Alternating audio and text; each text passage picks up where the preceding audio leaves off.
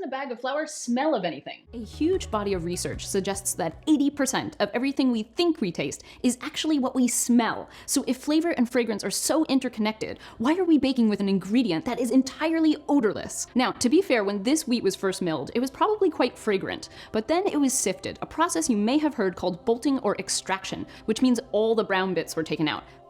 So when I started getting serious about sourdough, I began buying flour from a local mill. And I will never forget the experience of opening that first bag of flour. It was a bag of bolted flour, but it wasn't as heavily sifted as the bread flour you get in the supermarket. It still contained some brown bits. And oh my, the fragrance. I opened that bag and I kid you not, I was immediately transported back to my childhood days spent riding horses. Because of course, hay is made of grasses and wheat is a grass. And it struck me then that I had been missing out on so much flavor and fragrance in my baking. My husband and I started a business, the Bread Beckers, in 1992. I'm a food scientist. I graduated from the University of Georgia. And as a food science major, I had never thought of this. I thought that what they were doing to our food was a great thing. But when I learned the history of white flour and how the common diseases that affect this nation are directly related to our consumption of this bread, it made perfect scientific sense to me. Exodus 23:25 is one of my verses. God says to Israel, I will bless your bread and I will bless your water. And the rest of that verse goes on to say, and I will take sickness from the midst of you. It's a powerful, powerful promise. And in my travels over the last 26 years, I've realized that though we live in the wealthiest nation in the world, we're the sickest nation in the developed world, chronically sick. And we tend to treat symptoms and not disease and not the root of the problem. And as I've traveled, I find this to be very true. Everywhere I'm meeting people, have friends, loved ones, or they themselves have some kind of serious health issue that they're dealing with, or maybe you're just constipated, and I did say that in church, and it's going to get worse from there. But anyway, or just stuffy nose, digestive issues. You got kids that just snotty noses, ear infections, stay sick all the time. I'm with you. I've been there and I've done that. Brad and I've been married 43 years. I have 9 children, 7 I birthed, 2 we adopted. I have 12 grandchildren. And so I've been at this a long time and had my share of doctor visits and all of that. But I am here today to tell you that in 1991, when I was introduced to the concept of milling my own grain and making my own bread and the history of white flour and how the bread that we're eating today came to be. The major mills, such as Minneapolis and other major grain producing areas around the country, they mill hundreds of thousands of pounds of flour daily. But this flour is made in such a way that they can ship it into boxcars. They can put it on trucks. They can ship it to San Diego or wherever. And it's not going to go bad en route because basically they've done things to it such as removing the germ. The germ contains oils, which have a lot of vitamins and minerals. During the milling process, such as we do here at the Cedar Creek Grist Mill, that germ is crushed in the milling process, and those oils are dispersed throughout the flour. That oil, if the flour is stored in a warm place over a period of time, will go rancid. Now the stuff that they make in the major mills, they remove that germ. They also remove the bran, which makes for much finer flour. And the common diseases that plague this nation, and how it was directly related to the bread we were eating, I was blown away. So I'm an all or nothing kind of person. I'm pretty passionate. You're going to get that by the end of this message. So I got a grain mill for my birthday after I read that. And that mill came into our home. It was the only change in our diet I made at the time, but we went all the way. White flour has not been in my home since 1991, except maybe to make Play-Doh. It's the only thing it's good for. So just, but it came in and we changed. Every bit of the bread we ate was made. I milled my flour fresh and, I made all of our bread, cakes, cookies, pancakes, everything. But it came into our home, and I do have to tell people, too, that we were eating pretty healthy. I'm a real food kind of person. I grew up Southern, so mealtime at our house was meat and vegetables, eggs, toast, grits. We just ate real, meatloaf and mashed potatoes, But the bread we were eating was whatever was in the store. So this changed everything. Well, all I can tell you, the health benefits to me personally were very immediate, very noticeable, very significant. Now, this first thing I know, y'all really want to know this. First month, actually first day, mill came in, made bread, ate bread, and I pooped the next morning. Sorry, just gonna say it like it is. Constipation was immediately gone for me. And America's the most constipated nation in the world. I'm not sure how they found that out, but they are. And I was right there. Gone, done, finished, never had to take any medication, nothing. I eat my bread and I go. Energy, my energy levels went up. When I first started in 1991, I had 5 young children. I homeschooled my children. We went to church, we did baseball, we had youth group, we did all those things. Went on to have number 6, number 7, and then we adopted 2 not too many years ago. When your energy levels go up, you notice when you got all that going on. And I always seem to have a nursing baby. And anyway, so my energy levels went up. Frequent headaches went away. I just always seem to have pressure in my head. I always just seem to have a headache. Those all went away. Sugar cravings greatly diminished. America's addicted to sugar. And though we didn't eat that way. We didn't keep just junky candy bars and Cokes and Twinkies and donuts in the house. There were certain times of the month, and ladies know what I'm talking about. Chocolate was happening. Could have been 11 o'clock at night. It was going to happen. Brownies, chocolate chip cookies, or something. All of this went away. I could have cared less if I had sweets because I was eating this bread, the most perfect complex carbohydrate that God gives us, the food we need for energy, and it's satisfied. So I wasn't constantly craving sugar and sweet things. My dependence on antihistamines went completely away in just the first month. I lived on antihistamines, had to take antihistamines just to be able to sleep at night, could make it through the day, but I had so much congestion and postnasal drip that I could not sleep or breathe at night once I laid my head down, so I had to take antihistamine. That went away in the first month. And I can stand here tonight and tell you, I've been milling my own grain and making my own bread since 1991, so 27 years. I have not had an antihistamine or a decongestant of any kind, not even last week when I had the flu with the sore throat. It just drained and went away. And 2 of my children, the 2 youngest that are both conceived and born after we started making bread, they've never had an antihistamine a single day in their life, and they're 26, I have to think, 26 and 22 now. That right there should be enough to perk your interest up, because America's living off of antihistamines, decongestants, allergy medication, laxatives, and Nexium and Prilosec and Advil and ibuprofen, right? So I just eliminated a whole medicine cabinet. So anyway, this was very exciting to me. One of my children's warts went away. I won't take the time to tell you my long wart story, but I knew it was the bread because some of my children had gotten warts before the bread. Through my studies of biochemistry and physiology, I had read about vitamin E being known to get rid of warts. I didn't remember that until multiple visits to the doctor to no avail. We didn't get rid of the warts. They kept them for years. And finally, when I remembered my studies, I started giving them vitamin E and their warts went right away. And then my 3rd child got warts, and that was after the bread. We started doing the bread a couple of years later, and he couldn't swallow capsules, which is why he's had the warts for a couple of years to take the vitamin E. The bread came into our home, and the warts were all gone within the month, because grains are the most nutrient-rich food source of vitamin E that we have. No vitamin E capsules was needed for him. And you may be kind of laughing, going, okay, now she sounds like, throw some flour over your shoulder, turn around 3 times, and all your warts will fall off. That's not what I'm talking about. I'm talking about warts are a viral infection. They're a manifestation of a viral infection. And if you do not have enough vitamin E protects the integrity of every cell in your body. And if your cell membrane is weak, then it's more likely to be susceptible to invasion by viruses. Viruses, unlike bacteria, have to come into your cell to reproduce. Bacteria can reproduce on their own. So this invasion of these viruses, which is why we stay so sick with colds and flus and things like that, and warts. And that's why people keep their warts. And it's funny because warts going away is our number 1 testimony.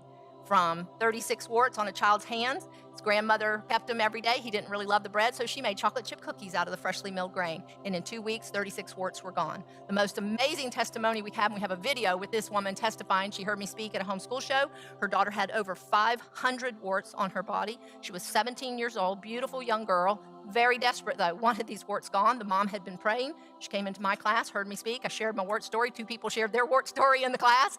And the child had gotten them when she was 12 years old.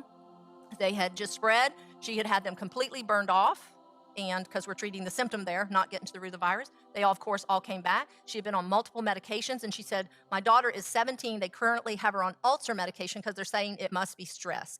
And she said, I prayed and prayed that God would show me the answer. And she said, I was actually going to another talk, and the Lord told me to come in your room, and I shared the wart information. And so she bought a grain mill, and she said, what have we got to lose? The grain mill cost less than 1 prescription medication that didn't help any of us, and none of us got to enjoy the flavors and tastes of that medicine.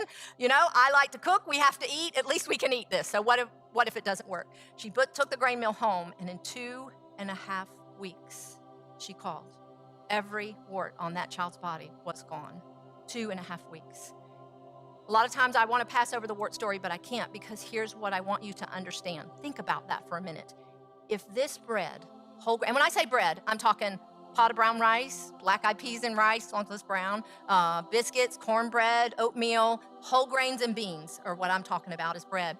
But what I saw in this is, just think about this for a minute. If warts are a manifestation of a virus, and you're keeping that virus for years and years and years, okay, or either months, whatever, if changing to the bread can strengthen your immune system so obviously that warts will go away that quickly, think what it might be doing even if you don't have warts. So that's why I don't want to pass over that testimony, because it is powerful.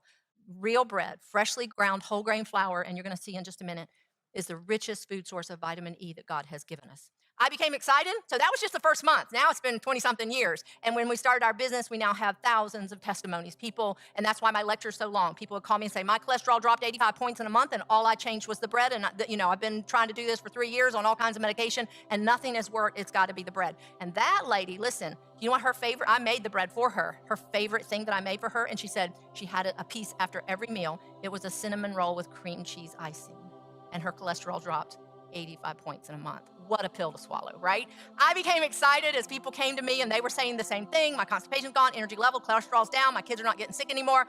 And guess what? The bread is delicious. And you're just gonna have to take my word for it. Pancakes, Reuben bread, sausage bread, garlic rolls. I became excited because the bread was delicious. I had studied healthy eating for years and years and years, and there was many things that I would do, like green things that I would drink and all that. My children wouldn't touch it. They were like, no, we don't drink things that look like that or taste like that.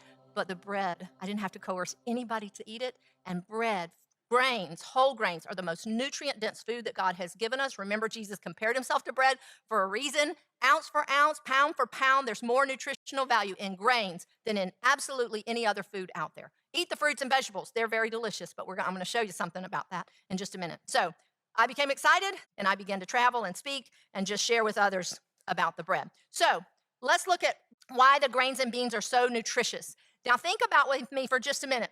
In Genesis chapter 1, verse 11, it says, the earth sprouted vegetation, plants yielding seed, and fruit trees bearing fruit according to its kind, whose seed is in them.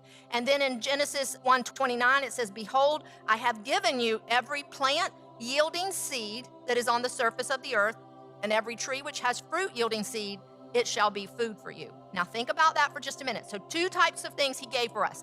Plants that yield fruit, or fruit of the tree could be fruit or vegetable, whatever, that has seed in it. Very nutritious. Fruits and vegetables, very nutritious, okay? But then he also gave us plants that bear the seed, and it's the seed that is the food for us. Very, very significant difference, and a very good reason why God did that. Because here's the deal. What happens with fruits and vegetables over time? The food that has the seed in it, what happens to it over time? Doesn't take long. How many of y'all garden? Tomatoes. Doesn't take long for them to rot and decay, right?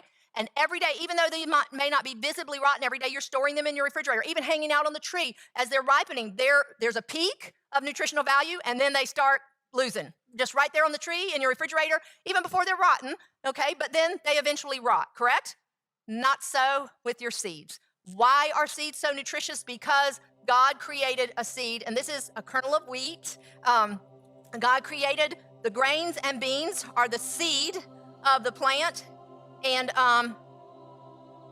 he created them with 3 parts. You've got the bran is the outer layer, and it's several layers thick, full of vitamins, minerals, fiber, a lot of nutritional value in the bran, and many of you have maybe heard of that. But what does the bran do to the seed? The bran, several layers thick, left whole and intact, protects the integrity and the life of that seed, okay? The life of the seed is here in the germ. This is where the sprout is going to come from, okay? This is where the vitamin E lives. This is where the life of the plant, the life of the seed is. This is where fatty acids are. You probably didn't know and think about that grains have fatty acids. All those fatty acids that people tell you eat more fish and eat more this. Yes, those are good things to eat, but guess what? Grains and beans have them as well. I'm not kidding. Every nutrient that your body needs, with the exception of 4, are slightly deficient in wheat. Other seeds have those. And the 4 are vitamin A, so you need to eat some orange fruits and vegetables. Vitamin C, eat some citrus, and most fruits and vegetables have that.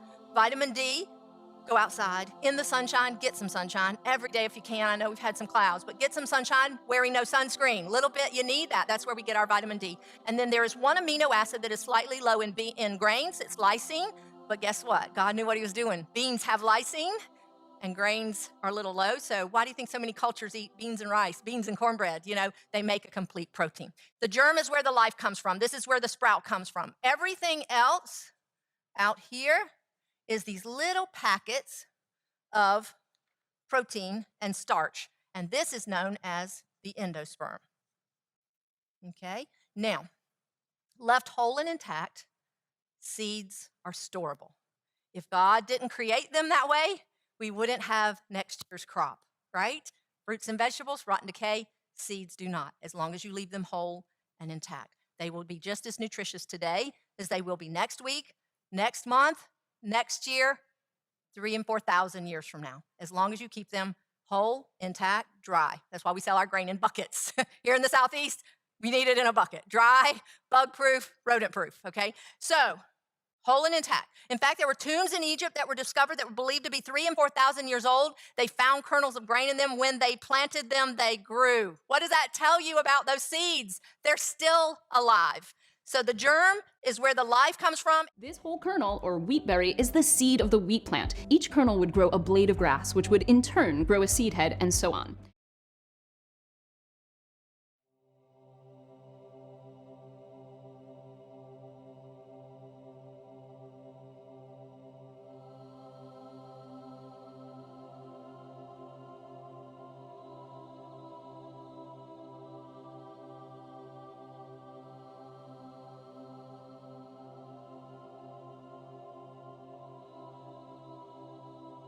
Seed was attached right here, and then the coleoptile grew up, and then the first leaf coming out from where the coleoptile was, and so this is the first leaf which is fully expanded, and then the second leaf is emerging now, and it's only about half of its size. If we take a closer look at a leaf, we can learn more about what it really is made of. So we'll take this leaf off and then we'll look at it close up. When we think of a wheat leaf, we usually think just of this flat blade part that it grows away from the plant as it grows. But a leaf really is made up of a combination of the leaf blade and the leaf sheath. And the leaf sheath was the part that we just pulled off from around the tiller. There's an area where the leaf blade joins the leaf sheath that's called the leaf collar. And as we watch a leaf grow, we can tell when it's fully expanded by looking for this leaf collar area. If that leaf collar hasn't appeared yet, that leaf's not fully expanded. During the seedling stage, the primary root system continues to develop. The entire primary root system results from branching and growth in length of the radicle and the two branches from the radicle which occurred early during germination. Roots from the primary root system can grow as deep as 4 feet into the soil, thus forming quite an extensive root system.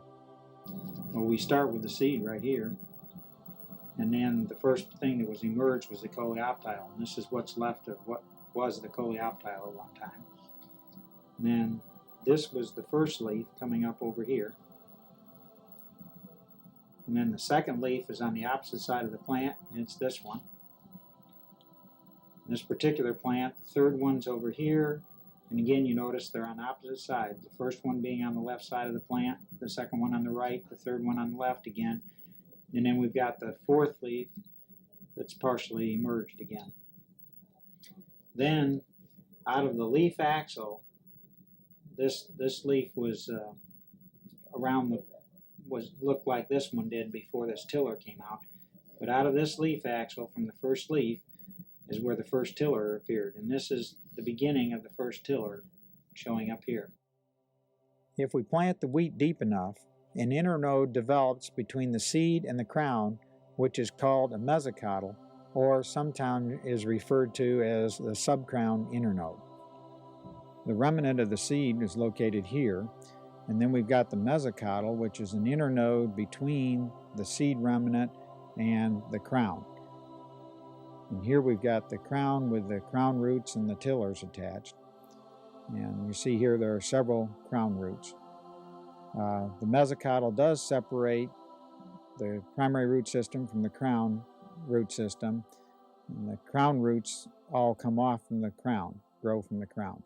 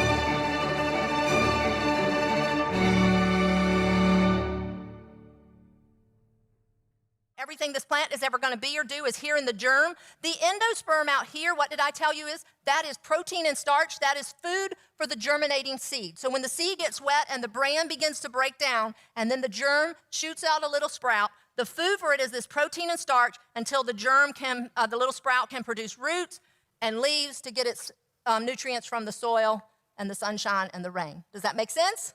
Whole and intact is the way you need to store grains and keep grains. Grains are storable. Why do you think God told Joseph to store grains for the lean years that were coming?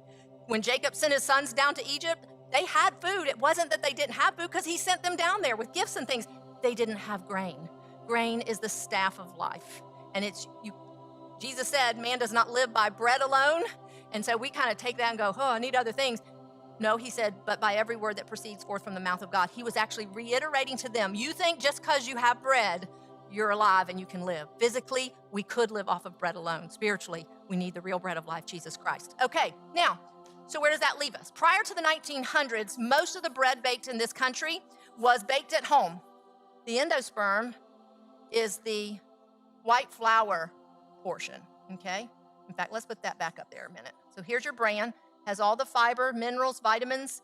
The germ has your vitamin E and your oils and your life. The endosperm, better known to you and I as white flour. Now, left whole and intact, we've established that, storable. What happens when you break this kernel of grain open or you get it wet or whatever? Once I mill my flour, once I crack that grain open, then all these oils, all these fats, all the vitamin E, all the vitamins and minerals are now exposed to the air, and a process known as oxidation begins to take place immediately. You've all seen oxidation, right? You've cut an apple and watched it turn dark. You've seen fruits and vegetables ripen, all right? You've cut a banana and watched it turn dark. That's an oxidation process. What you may not see with your eyes is, though, oxygen breaks down nutrients. It burns them. It uses them up. So once this kernel of grain is milled into flour and those nutrients and fats and oils are exposed to the air, the oils begin immediately to start breaking down and will go rancid.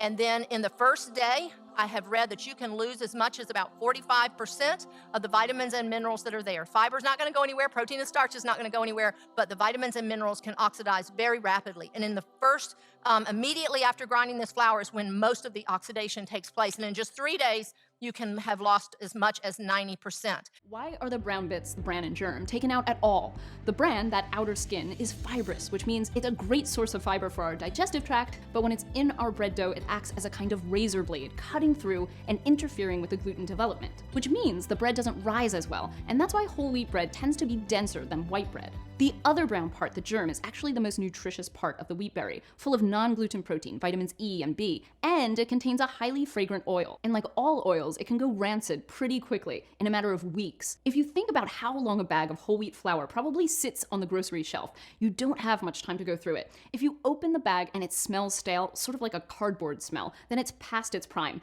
By the way, freezing and refrigerating your flour can help extend its life. So, if a miller removes the germ, remember, the source of most of that oil, they have a flour that can stay fresh a lot longer on the grocery shelf, but of course, when you chuck out that fragrant oil, you're left with a much blander smelling and frankly tasting product with fewer fragrant compounds that pretty quickly dissipate. So I started experimenting with different kinds of wheat because yes, there's not just one plant called wheat. Just like there are different varieties of tomatoes or beans, there are hundreds, or more likely thousands, of different varieties of wheat. By removing the germ, they remove that oil so that you don't have the possibility of the product going rancid. But it also lowers the food value of the flour too, because now you're milling basically what is called the endosperm, the white starchy inner part of the grain. It does not have all the nutrients in it that the grain should have. If you look at a bag of modern flour, it's probably going to tell you that it's been degermed, which means it has a very long shelf life. And that was one of the things that spelt the demise of small mills like this. And guess what's going to be one of the first to go? Vitamin E, because vitamin E is known as an antioxidant. Do you know what that means? It is a nutrient that protects the other nutrients from being destroyed in the presence of oxygen. The best analogy I can give there, it's like the front line of the military, of the troops, right? What's the front line doing? Protecting all the guys behind him. Who's the first to go? The front line. So vitamin E is going to be used up very rapidly as it's doing its job of protecting the life of the other nutrients and vitamins and minerals. So now, prior to the 1900s, most of the bread baked in this country was baked at home. People were probably clueless that they were losing vitamins and minerals, but they knew the flour would spoil. They could smell it, they could taste it, it would go rancid, it would get bugs in it. So they either had the capacity to mill their own grains and mill their own flour at home, or they had local millers. When wind power, animal power, water power was kind of promoted and discovered and used, this led to the invention of bigger mills that could use this type of power. And so instead of just a home mill and everybody having to grind just for their family, this took some of that weight off of it. And so towns became built up, communities became built up around the miller. He was a key person in the community because with wind power, water power, or animal power, he could produce more flour than his family needed, so he would mill the flour for you.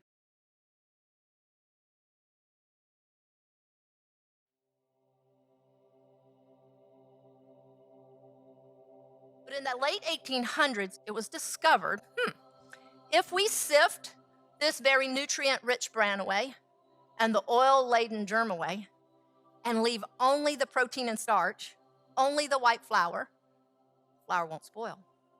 How? This was a wonderful discovery. Led to the invention of the huge steel rolling mills, big giant rollers that would crush the grain. Bran and germ stays very coarse. The white flour is very fine. Would send it through sifters, screens, that would sift the coarse bran out, letting the fine white flour fall. Mills make white flour by grinding only the wheat kernel's soft inner part, called the endosperm. This requires removing the bran, the kernel's hard skin, and the germ, its seed. That separation begins as soon as the wheat kernels enter the very first milling machine. The steel rolling mills made white flour and white bread available for the first time in the history of mankind to rich and poor alike.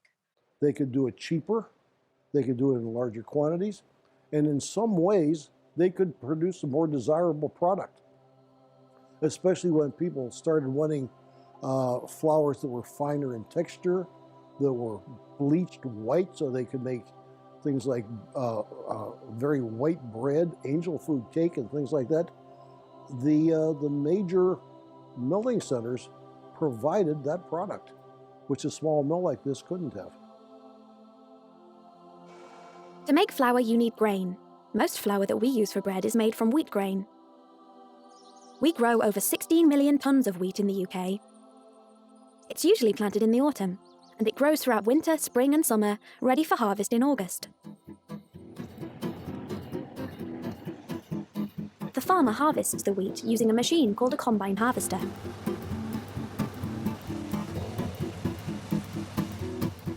Then the grain is taken to the mill, ready to be ground into flour. Each grain of wheat is a seed, which would grow into a new wheat plant if it were put into the soil. When the grain arrives at the mill, they take a sample to check the quality.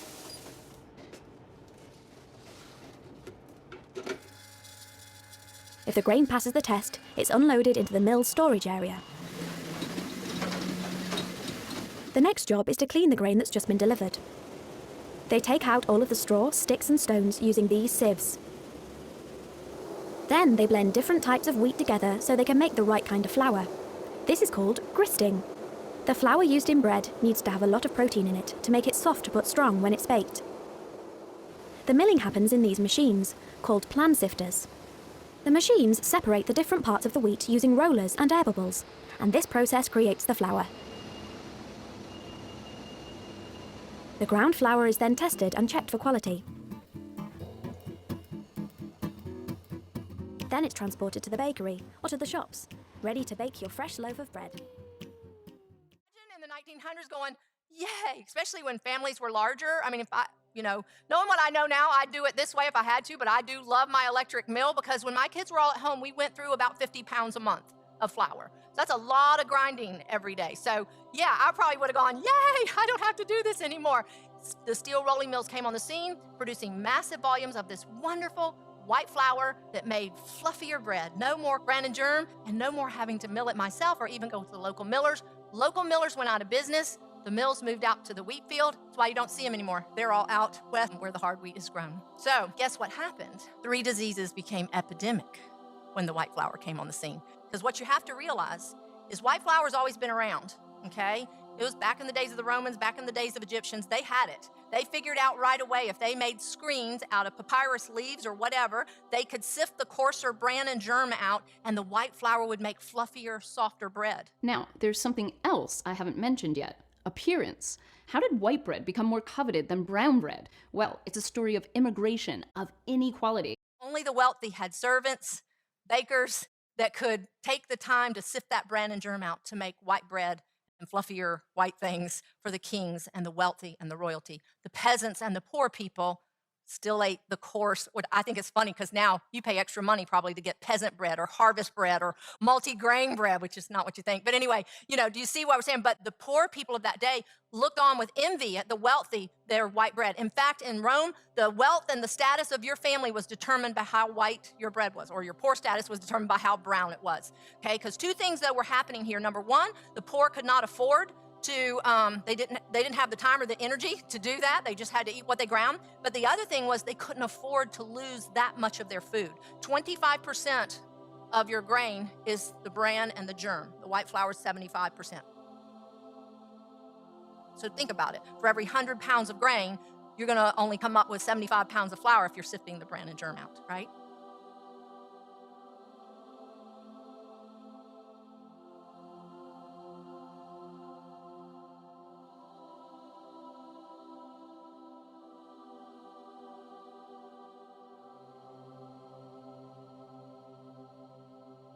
So only the wealthy,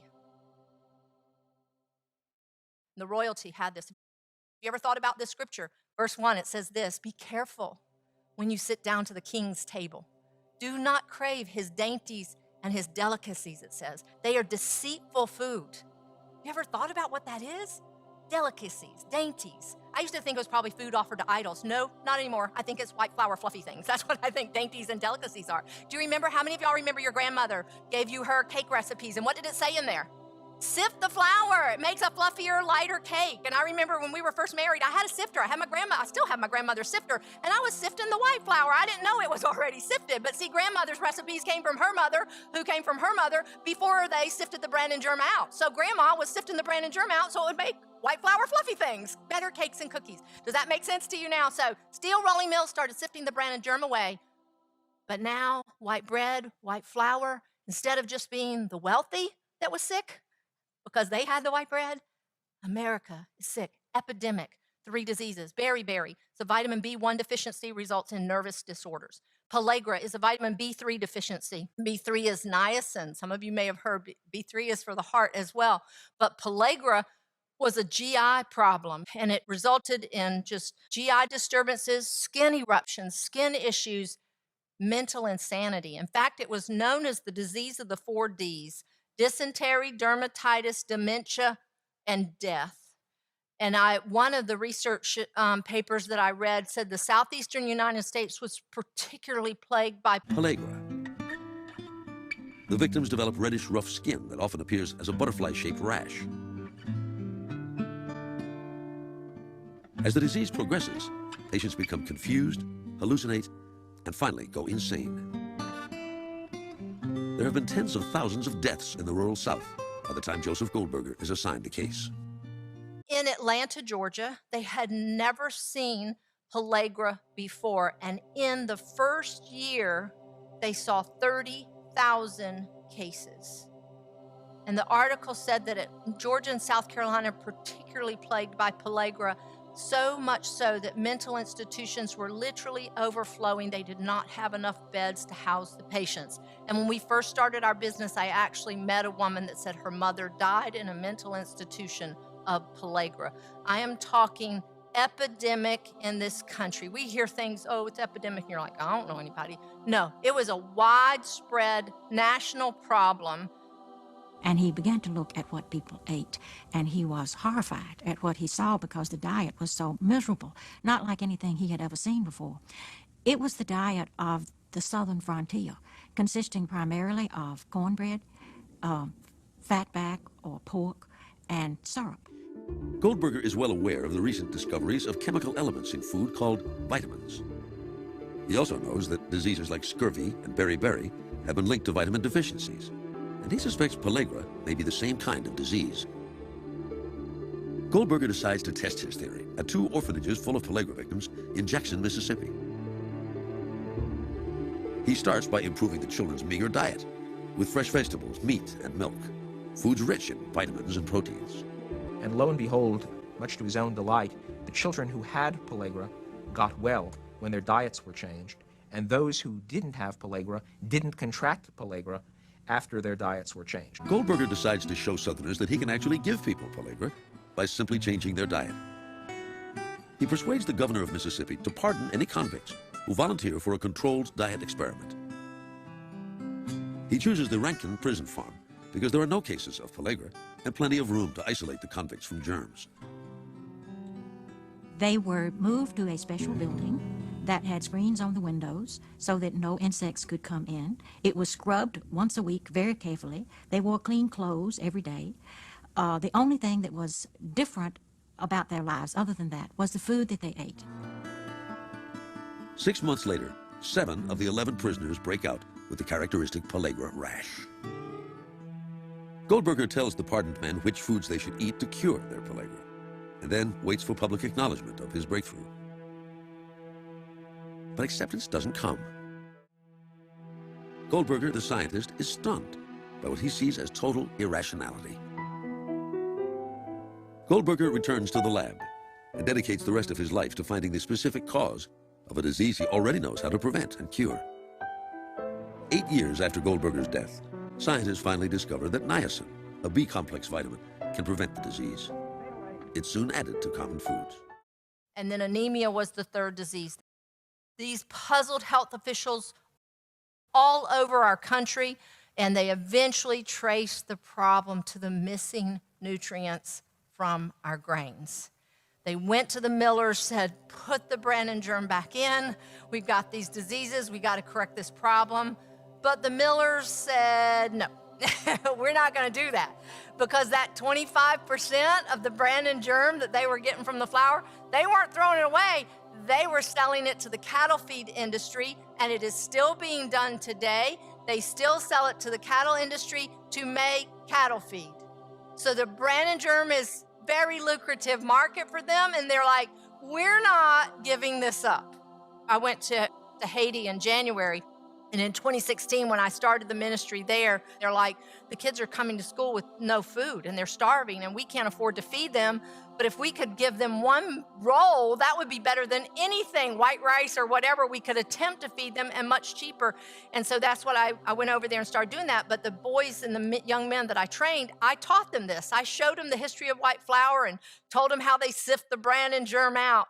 Well, so I've been going there now for 1.5 years, 2 years. And then in January, this past January when I went, I was in the market with one of the young men, and I was walking down the street there, and there was this big, like 50-pound sack, this big around, about this tall, and it had the top rolled back and a can sitting in the top of it. And when I looked at it, it looked just like Brandon germ, you know, kind of brown and coarse. And I'm like, what is this? And the young man speaks limited English, and I don't speak any Creole. And he looked at me and he goes, you know, and I'm like, no, why? I'm asking you, what is this? And he goes, you know, the stuff they take out of the flour. And I'm like, what are they selling it for? What's it here? And he goes, it's pig feed. Pig feed. And I'm like, are you kidding me? And so that was in January. And it was so funny. I just got back in September, and the lady that was on the trip, that had headed up the trip this time, she really wanted me to teach the nannies. Because I had taught the pastors, and so we were just making bread. She wanted the nannies to understand this. So I'd go over the history of white flour, and then I had a little sifter there. And I took the flour just like that, and I had said they sift the Brandon germ out, and one of them said, well, what do they do with it? And I said, oh, I'm about to tell you. And then I told him, I said, they sell it as animal feed. And when I walked over to the one lady and she saw that Brandon germ, she knew immediately what it was. And all of a sudden, these 6 ladies and my translator start talking Creole, and I know nothing of what they're talking about. And they're laughing. Their eyes were about this big. And finally, I looked at the translator and I said, what are they saying? He goes, and I didn't tell him the story about seeing the pig feed in the market. They said, they just figured out why the pigs are fat and healthy in Haiti and the people are not. And I'm like, enough said, I don't need to go on. But here, that's the deal. So we're feeding the bran and the germ, the most nutritious part of the bread, to the animals, and the protein and starch to the people. Epidemic disease spreads. Urge the millers to put the Brandon germ back in. No, we can't do that. So guess what happens? In 1948, our government steps in and mandates that the flour be enriched. So because of that, they go through a process calling enrichment. The government sets standards of what can be done to flour to call it enriched. These major millers do that, and it restores some of the nutritive value that was taken out during the milling process. These numbers are based on 100 grams of each. Take note of the protein and the fiber content in the Brandon germ. They provide some really good health benefits. Now that we've looked at the seed as a whole, it's time to get to the processing part. And what's the first rule of food processing? You guessed it. Take out the healthiest part. Now, as a food scientist, when I read that word and studied that word, I thought they were doing us a favor. They were making it better. Isn't that what enriched means?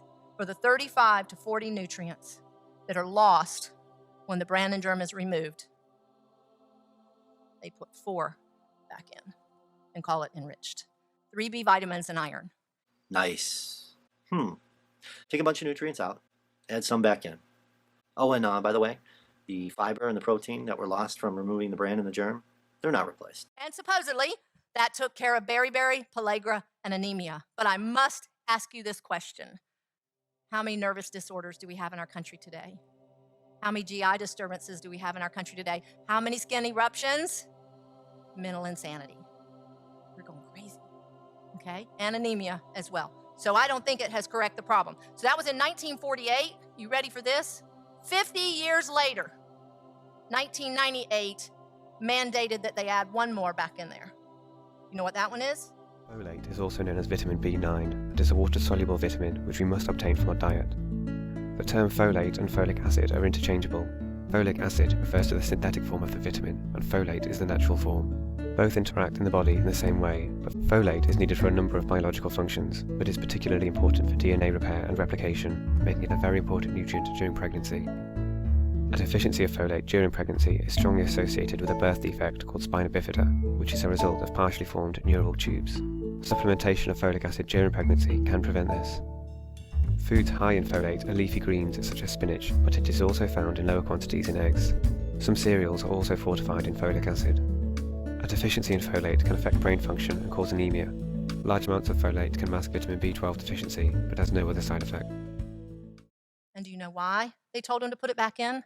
Because for 50 years, they watched birth defects go up and up and up because of the missing folic acid that we were no longer getting from God's perfect provision. This is huge. And if that were not enough, because of oxidation, the residual oils that are mixed in with the flour that they can't quite get out, they turn yellow, so we need to bleach it. And a product, you should have seen the nanny's eyes when I said that. Because I looked at them and I said, they bleach the flour. And I said, what do you bleach your white clothes with? And all of a sudden, one of them went, we never want to eat this bread again. They never wanted to eat white bread again. A product called nitrogen trichloride was used for more than 25 years, but they finally took it off the market because it caused the running fits and seizures in dogs. So imagine what it might be doing in people. But a chlorine derivative is still used. Benzoyl peroxide can be used to treat the flour. Potassium bromate, all these are used. They're gases that the flour is exposed to, and that's why you may not see it on the label. Very detrimental health effects from that. Proverbs 14:12 says this, there's a way that seems right to a man, but the end thereof is death. And Isaiah 55 verse 2 says this, why do you spend your money for that which is not bread, and your earnings for what does not satisfy? When I read this in that first journal that I received in 1991, my eyes were opened. And I went, what I'm feeding my family is not bread. And in Haggai chapter 1 and other places in Scripture, God says, consider your ways, how you've fared. Have you ever read scriptures like that? Paraphrasing to teenagers, how's that working for you? And that's what I say. I love Haggai because it says this. I recently heard someone speak, and he says like 90% of the American food dollar goes to junky processed food. We spend very little in America on real food. And in Haggai, it says, consider your ways and how you have fared. You sow much, but you reap little. You clothe yourselves, but no one is warm. And you earn wages to put them in a bag with holes in it. When I read that, I cannot help but think, here we're spending and working to earn wages and spending 90% of that on stuff that we are calling food that is making us sick. So where's the rest of our money going? There's a medical care crisis in our country. We're staying sick, and money is just going out this bag with holes in it. I'll never forget a lady came, we did homeschool shows, and she heard me speak, and she came up to the table and she bought a meal after she had heard this, and she said, I can't wait to do this. She came back the next year, and she came to buy the $500 mixer. And this lady was standing there, And she was trying to decide if she was going to buy it or not and was trying to decide what she wanted. The lady said, well, step aside. I know what I want. And she said, I'm getting the mixer this year. Last year, I bought the grain mill. And she goes, and she did this. She made this motion. And she goes, I made room on my counter because I dumped all my medicine in the trash can. I no longer have to take all that stuff. Now, I'm not going to say you can get rid of all your medicine stuff. I'm just telling you what this lady said, and I've heard it time and time again. I'm not sick anymore, but heart disease, cancer, diabetes, these are all things that whole grains have been proven that they reduce the risk of these diseases, yet it's plaguing America. Let's talk about constipation for just a minute and understand what elimination is and what the bowels are and what this is supposed to be doing. It's basic to a whole host of problems. And unlike these diseases that are directly related to the nutrients being removed from our flour, constipation is directly related to the fiber that is found in the bran and germ, and whole grains are one of the richest sources of insoluble fiber. You're often told to eat your five a day, fill up on fiber. When we're told something on repeat, we can often go into default, overlooking its importance. With a simple search, when we go beyond glass and optics, foods rich in fiber are high on the list. You already know fiber is good for you, but do you understand the science of why? How does fiber help you live a healthier life? When you have so many foods to choose from, why aim for something higher in fiber? What will that actually give you? It takes a short time for your diet to change the composition of your gut, giving you actually alter what you eat. What you feed yourself also feeds the community in your gut. Your food choices determine the ease of your daily digestion. Here's where dietary fiber comes in. You may think fiber directly delivers its benefits to your body. Actually, researchers have found that the fiber we eat feeds the billions of bacteria in our guts. Making sure they're happy means our intestines and immune systems work well too. In order to digest our food, we need to bathe it in enzymes that break its molecules down.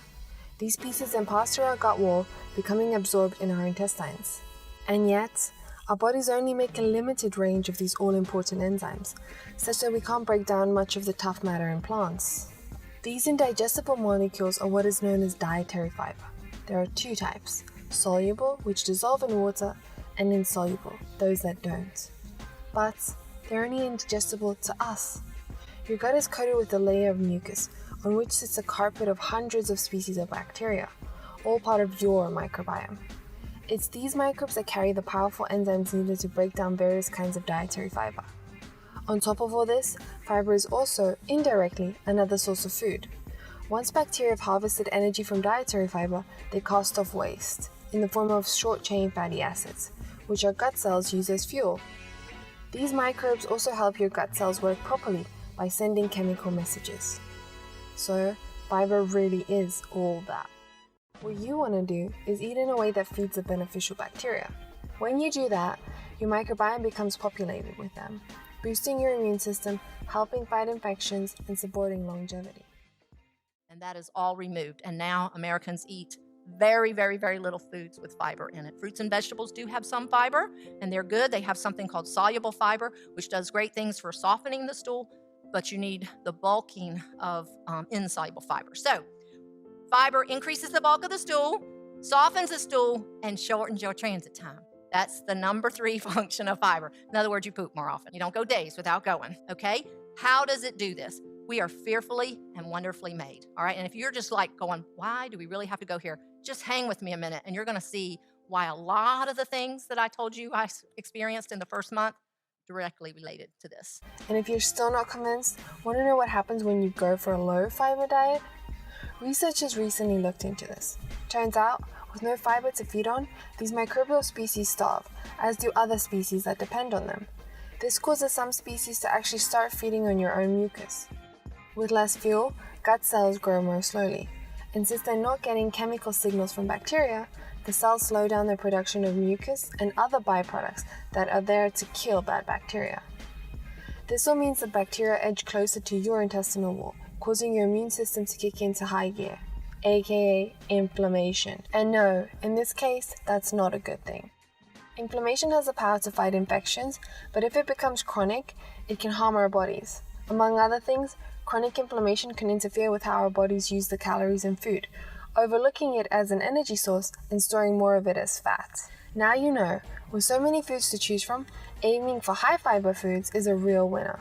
And with so many different types of bacteria to feed, it's important to eat with diversity too.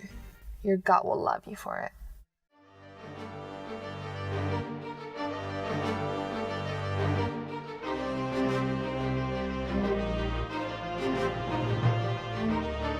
So, first I'm going to go over how we're supposed to work. We eat food that has fiber in it. We're fearfully and wonderfully made.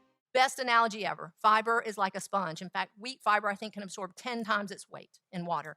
Fiber is very much like a sponge. So, if I come in and my sponge sitting on my kitchen sink is all dry and shriveled up, what's the first thing I'm going to do if I want to use it? I'm going to put it down in water, and what's going to happen? It's going to absorb that water, and it swells, okay? Number one function of fiber, you just heard it right there. Increases the bulk of your stool. So the sponge gets bigger, right? Okay, dry, shriveled up sponge. I want to use it. I want to clean something maybe with an opening this big. Sponge is dry and shriveled up.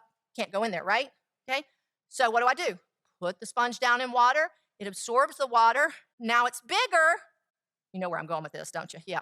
It's soft, so can very easily pass through an orifice this big. Though it's bulkier, it's soft. Very, very, very important, okay? Third function of fiber. We got to shorten your transit time, okay? It should not be 5 days before you go to the bathroom and eliminate, okay?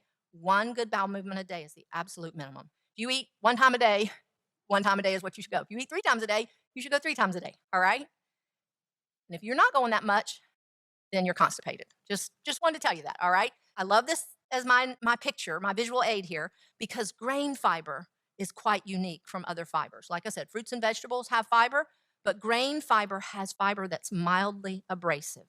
And so as you go to eliminate, and this is passing down and out, it scrubs your colon clean, okay? Very, very important. It's esophagus and stomach. You all right with that? So we eat food. Now this is the way we're supposed to work. Remember, God caused the earth to bring forth food for us. Trees that bear fruit, trees that bear seeds, okay? Fruits and vegetables, seeds, loaded with fiber. So we need to eat them, okay? As close to the way as God created as possible. Eat the apple instead of the apple-flavored fruit bar, okay? Eat the grains instead of a Twinkie. We're gonna eat food here. Now, we need to chew our food. You need to chew your food. Carbohydrate digestion begins in your mouth. As you chew your food, you mix it with saliva, and there's an enzyme called amylase that immediately begins to break those carbohydrates down. And if you chew your food long enough, you'll realize that it actually gets sweeter as you chew it. So chew your food. Let's look at how America works. And this is going to make everything make so much sense here. So first of all, we eat food completely devoid of fiber. We don't chew it because 9 times out of 10, we're in the drive-thru and we're chunking burgers to the back of the car and trying to sip and talk on the phone and eat our food all at the same time, right? Have you ever done that? Yep, you shake your head. You know you have. And our food gets dumped down here in the stomach. So we've already inhibited digestion here because we're not chewing very well. And the food we're eating is devoid of enzymes as well. So we swallow this puree that we've already started chewing, comes down here into our stomach. In case you didn't know what that was, that's your stomach. Carbohydrate digestion stops for all practical purposes in your stomach because carbohydrate digesting enzymes work in an alkaline environment. Protein digestion begins here. Protein digestion needs an acid environment. Protein digestive enzymes must have an acid. So the stomach, there's no way people can say we do not have an intelligently designed body because our stomach not only has cells that begin to produce acid that bring the pH of your stomach down to 3, and if those of you don't understand that, that's very acid. It could eat a hole in this counter or this wood, whatever. Very, very, very acidic. God knew what he was doing. We have cells that produce this mucus lining that protects the walls of our stomach.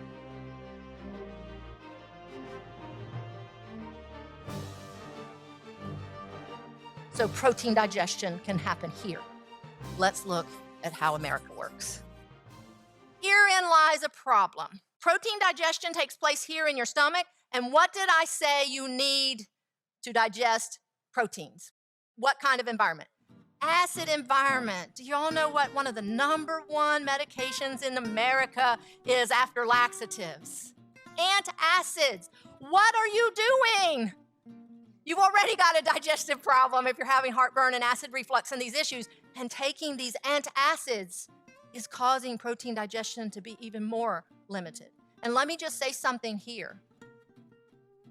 The definition of an allergy, okay? The definition of an allergy is the inability to digest a protein. Why in the world are we seeing so many allergies today? Then once this is done and pureed, what we swallowed, this substance, this puree that we've produced called chyme, is taken over and shot through the small intestine, several feet of small intestines. This is where your pancreas enzymes then come here, are dumped in the small intestines. Your gallbladder produces bile that's not an enzyme, but it is an emulsifier and helps fat digestion.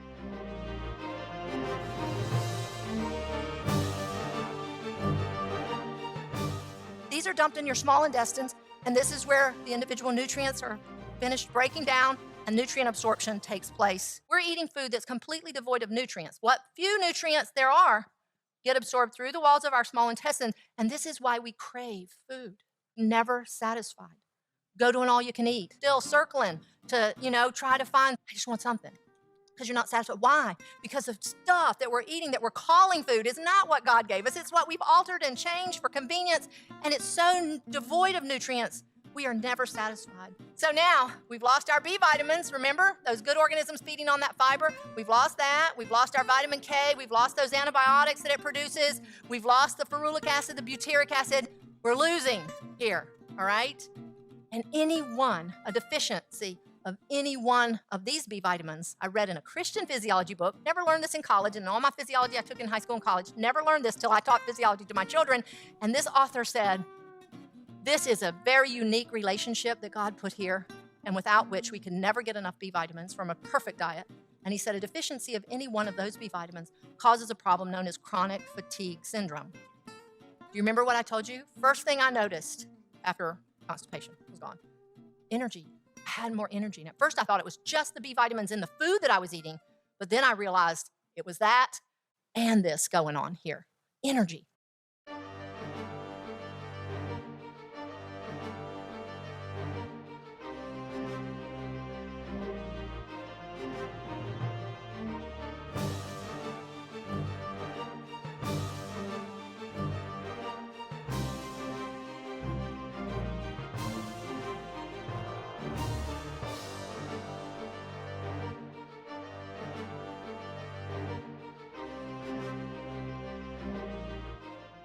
Nutrient absorption takes place through the walls of your small intestine and eventually ends up in your bloodstream.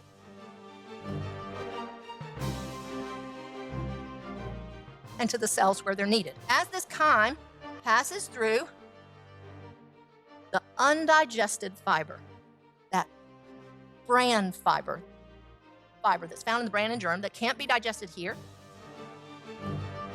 can't be digested here, can't be digested here. That insoluble fiber.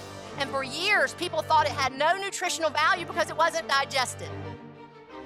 What they didn't know is what it's doing is drawing toxins, and the stuff that your body goes, I don't know what that is, don't need it, that's not a nutrient.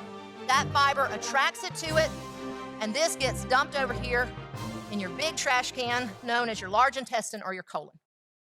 How America works. This chyme is shunted over here into our small intestines. We're devoid of fiber as this chyme shoots through here, and many of us don't have a gallbladder. And our pancreas over here, because of the high sugar we're eating, this is the same organ that is producing insulin. You can't produce enough insulin. You think you might have trouble producing the digestive enzymes that you need? It's overworked and underpaid. So we got a digestive issue going on. Now, all this stuff, these chemical toxins that are now in our stuff we call food, should be attracted to our toxin magnet fiber, but there's none of that there either. Now, unfortunately, do you remember what I said with the bread? Taking the bran and germ out takes about 35 to 40 nutrients out of that food and leaves us with virtually protein and starch.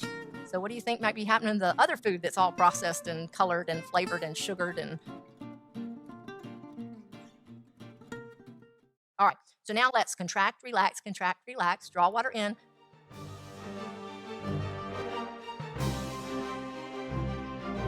The large intestine does this through a series of peristaltic motion. It begins to contract, relax, contract, relax.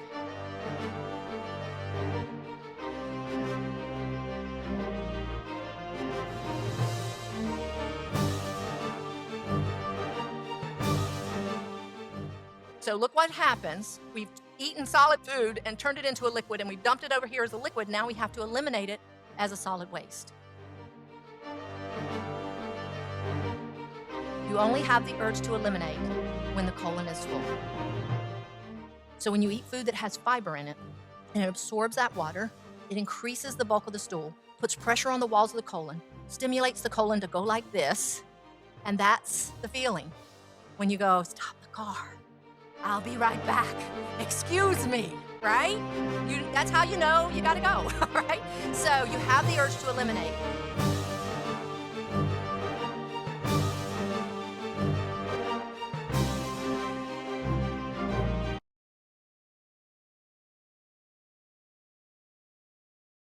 What begins to happen here? Good bacteria, good organisms, gut flora, probiotics, whatever you want to call them.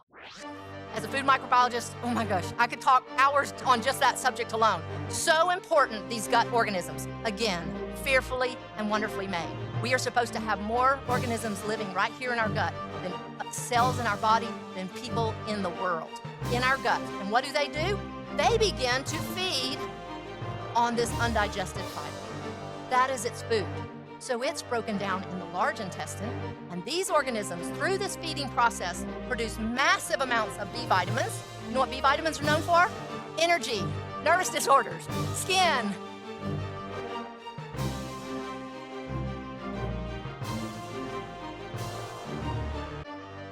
Mental clarity. B vitamins, without which this going on in your body, you could eat the most perfect diet in the world, you would never get enough B vitamins. You must have this going on here. Vitamin K, enzymes. Guess what? Antibiotics. They don't want bad guys living in there either. So they protect themselves, and in doing that, they protect you. And then big players. This is known as gut fermentation. Probably heard it. Gut fermentation, they produce things called ferulic acid, butyric acid. Studies being done today are discovering these have powerful anti-carcinogenic properties. All going on in your gut if you have two things going on there. Fiber from your grains and organisms, all right? Now, what did I tell you is supposed to happen over here? These good organisms are supposed to feed on what? Fiber. There is none. But guess what else? There's none of these guys either. We take so many antibiotics. We have become germaphobes in this country. And we're not thinking about, not only are we taking oral antibiotics so often, and here's something that you may not have thought about, all the hand sanitizers that we're using and the antibacterial soaps. Please, please, please think about this. Transdermal absorption is so much stronger than taking it by mouth. So you are taking antibiotics every time you sanitize your hands. Every time. And that's powerful. I mean, you got to think about this. So if we kill these guys and don't feed these guys and don't replenish these guys, we're the only ethnic group in the world that does not eat a cultured or fermented food on a regular basis. We used to, America, we used to have raw milk and sour cream and buttermilk and real fresh butter that had those organisms in it. But all of that is pasteurized now. And then we're not a culture that eats sauerkraut and kimchi and fermented drinks and things like that. But we need to be. So important to get those organisms back in there. All right, contract, relax, contract, relax. There's no sponge there. So guess what's going to happen? The colon's going to let the water back out. There's nothing there to absorb it. So guess what happens? You don't wet this stuff, what happens? Dry and shriveled up. So you eat breakfast today, lunch today, dinner today, no urge to eliminate. Breakfast tomorrow, lunch tomorrow, no urge to eliminate. Third day, national average, don't ask me how they found out, 3 to 4 days, people go. And let me just tell you something. When I was growing up, it was considered an old person's problem, okay? My mother drank prune juice. and Roman meal bread. That was how she fixed that problem. But it is no longer an old person's problem. I cannot tell you how many moms have written me saying their 4-year-olds would go days without eliminating. Take them to the doctor, medication. And one mom said she looked at the doctor, and it was a pediatrician, and she goes, he's only 4. Is this medication okay? And he goes, oh, yes, no problem. I have thousands of children on this. One mom was told, constipation is just the way of things these days. There's nothing you can do about it. And somebody gave her a loaf of bread that they had made from freshly ground flour, and the child pooped that day. And she became a believer. And this mom, tears pouring down her face, looked at me and said, you saved my child. 2-year-old, hospitalized. His bowels were impacted. 2. I've changed the diaper of a baby with hemorrhoids. Okay? This is a serious, serious problem, and it doesn't have to be that way. So now we go 3, 4, 5 days. We know something's wrong. Okay? So we go, I'm going in, and I'm not coming out till something happens. Right? And that's why we have book racks in the bathroom, because it's no urge to eliminate. So you're going to be in there for a while. All right?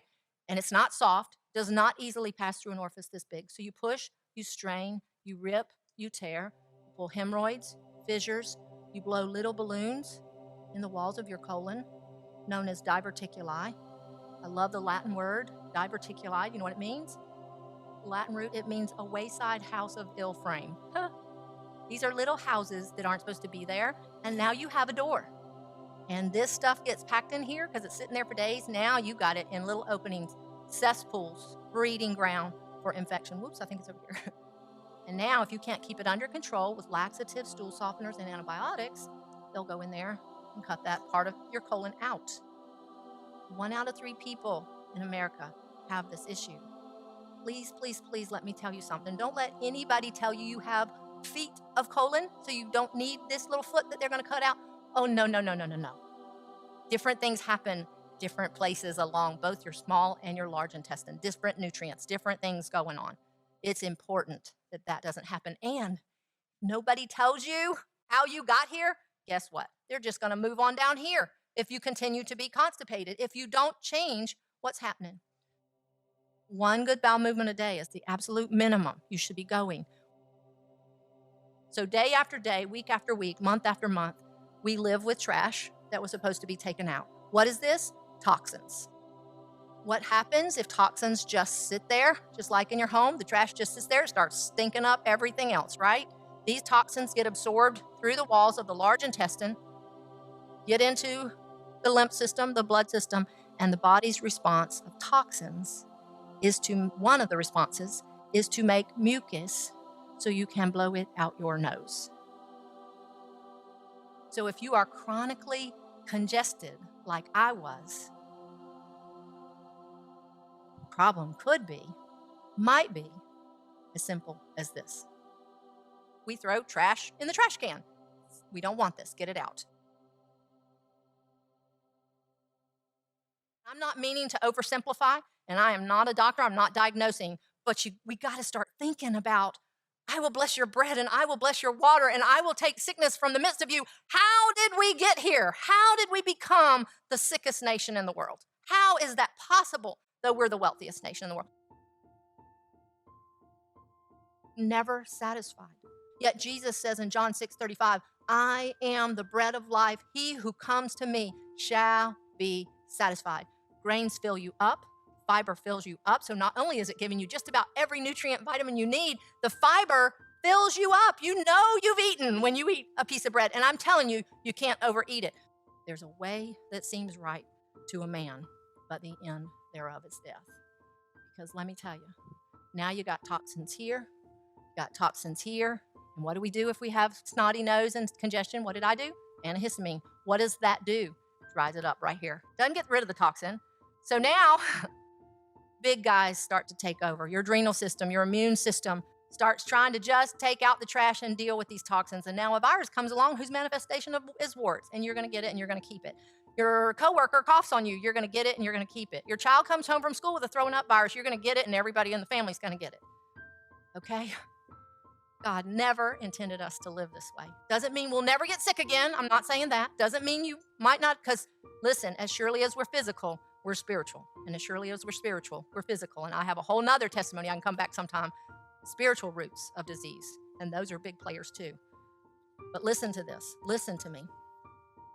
I find bread scriptures anywhere, but this is one of my favorites.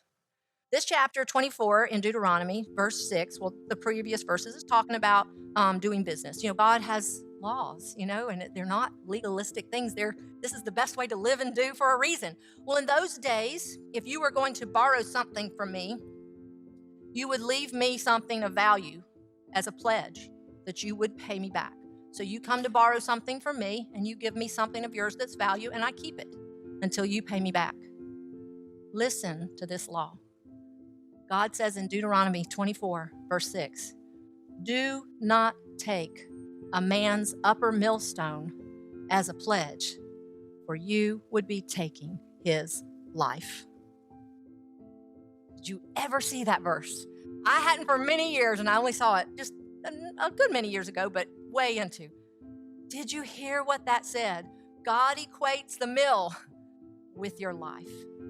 And look what we did. In 1900, we let someone take our millstones out of our home for money, for convenience, for whatever, and we were willing. And they've been taking our life ever since. This is a real, real problem. Yet God says, I will bless your bread, and I will bless your water, and I will take sickness from the midst of you, if you obey. How many of you have read books like Wheat Belly and you're hearing, oh, I'm gluten sensitive and I'm gluten intolerant and grains are bad and bread is bad and bread makes you fat? Listen, the stuff in the store does. We've already said that. We've already determined that. That is not bread. That is not what Jesus compared himself to. 1 Timothy, this just leapt off the page at me. For 100 years, we've been eating dead bread, okay?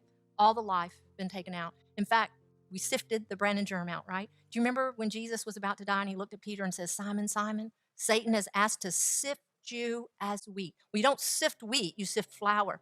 And he was saying, and I thought about this today, he was saying to Peter, Satan wants to remove everything that's valuable to you and leave you as a worthless lump of white flour.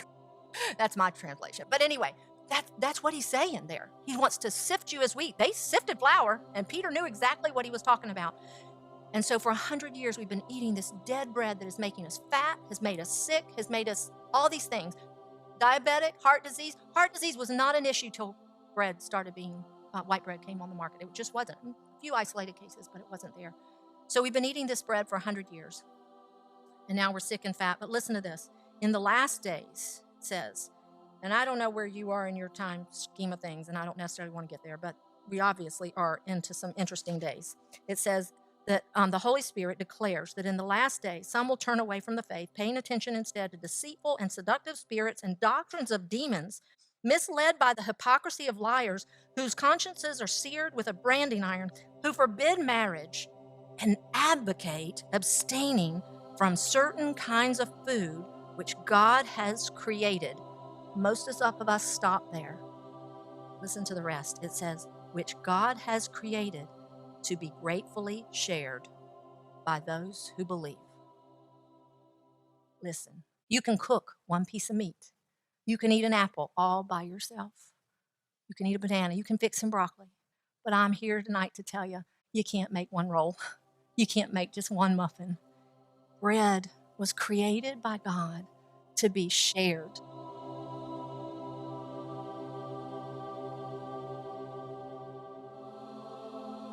To be stored for difficult times that are coming. Even the word companion. Do you know what it means? Do you know what the Latin word is there? Pan is bread and com is with. Your companion is with bread. And do you see what the enemy is going to try to do to us? He's going to first tell us bread is terrible, bread is ugly, bread will make you fat. So now we go out and say, Jesus is the bread of life. And they go, oh no, that's bad. Bread is bad. Bread makes you fat. Bread makes you, I can't eat bread. It has to have all. Don't let someone take your life and take away the very calling that God has called us to share the real bread of life with others.